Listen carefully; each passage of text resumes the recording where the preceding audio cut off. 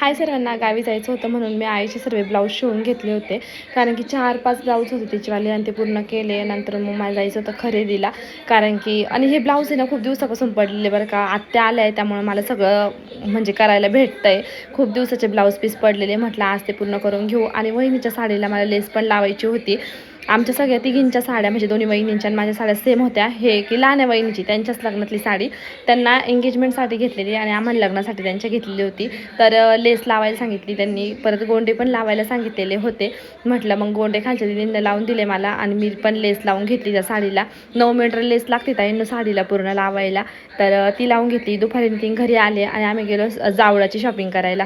ही साडी जी आहे ना ती माझ्या नंदासाठी घेतलेली होती मी जावळाचीच. कारण की आम्हाला वंशूचा जावळ काढायचं होतं आणि ही माझ्यासाठी घेतली. ही 2 साड्या मी चॉईस केल्या होत्या आणि डॉक्टर बोलले घ्यायची तर घे. मग घेतल्या 2 साड्या आणि नंतर आम्ही आलो माझ्या पुतणीला ड्रेस घ्यायला. कारण की माझ्या जावेला मुलगी झाली ताईंनो आणि इतकी छान आहे ना ती आणि तिच्यासाठी मी सगळं करणार आता इथून पुढं. आणि हा पिंक कलरचा ड्रेस लावला आहे तो मला खूप आवडला होता. मी तो घेतला. नंतर भावांसाठी मी 3 भावांसाठी मी ड्रेस पण घेतलेले होते.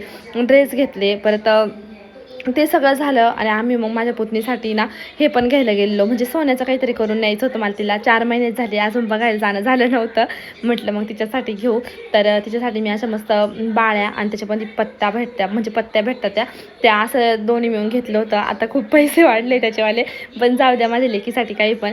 आणि तिचे खूप लाड करणार होता ताईंनो मी. संध्याकाळ झाली म्हणजे 5-6 वाजले. डॉक्टर क्लिनिकला गेले. मी सगळी शॉपिंग करून ठेवली आणि निघालो आम्ही यात्रेमध्ये म्हणजे उरसाला. उरूस होता ना लोहगावचा, त्यासाठी निघालो. हे सगळे आमच्या म्हणजे ताई होत्या, परत दीदी, आमचं फ्रेंड सर्कल हे पूर्ण आम्ही सगळ्याजणी यात्रेत गेलो होतो. तर बरंचसं सामान घेतलं तिथून. परत वंशूसाठी एक बॉल पण घेतला होता. आणि ना संध्याकाळच्या वेळेस भरतं बरं का चांगला उरूस. असं दिवसा उन्हाचं कोणी येत नाही. आणि तुकाराम महाराजांचा म्हणजे तुकाराम बीज होती ना त्यामुळे हा सगळा उरूस भरलेला असतो तिथं. आणि हे सगळे बाजूला स्टॉल लागले होते खायचे. आणि आम्ही मस्त आणि मंदिराचं डेकोरेशन इतकं छान केलं होतं ताईंनो. पण काय माहीत नाही कोणी व्हिडिओ घेतला. दीदींनी घेतला होता वाटतं बहुतेक खालच्या. तर त्यांच्याकडून क्लिक झालं नाही बटन. तो मधला व्हिडिओ काय तुमच्यासाठी म्हणजे मी भेटलाच नाही. नंतर मी खूप सर्च केला पण मला काही तो व्हिडिओ भेटला नाही. बाहेरचं जेवढं डेकोरेशन दिसतंय ना छान तेवढंच आतमधून पण होतं. नंतर आम्ही मस्त थोडंसं उरसामध्ये शॉपिंग वगैरे केली आणि नंतर पाणीपुरी खायला गेलो. कारण की लहान पोरांचं तेच असतं. प्रेमला कॅप घालायची नव्हती त्यांनी माझ्या डोक्यात घालून दिली. आणि नंतरून थोडंफार सामान जे त्यांना घ्यायचं होतं ते घेतलं. कारण की उरसामध्ये बघायची वेगळीच मजा असते बरं का. असा हे बघा नवीन प्रकारच्या त्या बँगल्स आल्या आता काचेच्या त्या पण होत्या. बरंचसं काही काही लागलेलं होतं उरसामध्ये. चला तर मग भेटूया नेक्स्ट शॉर्ट्समध्ये. तोपर्यंत बाय. श्री स्वामी समर्थ सर्वांना.